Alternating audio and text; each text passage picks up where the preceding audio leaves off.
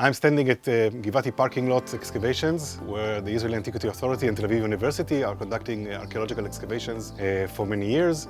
It's part of the City of David National Park in Jerusalem. The two items that I'm holding in my hand, a bulla and a seal, are a major contribution to our understanding of the nature of Jerusalem during the Persian period, time of the returnees to Jerusalem following the destruction.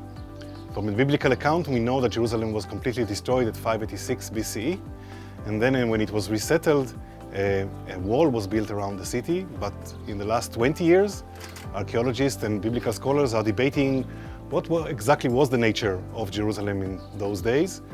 And the archaeological finds that are so scarce led most of the scholars to think that Jerusalem was not an important city, was very small and scarcely inhabited.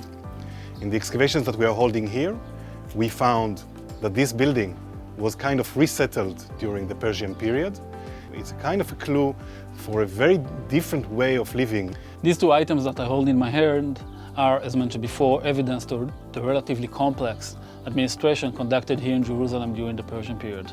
The first is a seal, a relatively big one, probably used to seal containers as jars or something like that, and not small items as letters. This was made on a local shard. Someone just took a broken vessel and engraved the seal into it.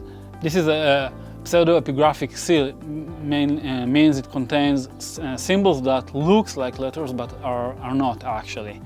The second item is slightly more complex. This is a double seal, meaning it had two stamps on it. Again, it's relatively big, meaning it was used to seal probably a jar or another container. In the impression we can see a figure, probably a king, sitting on a big chair, and a post standing in front of him, most probably the symbol of one of the Babylonian gods, Nibu or Mordech. Such items are relatively rare in Israel. Few were found in several sites.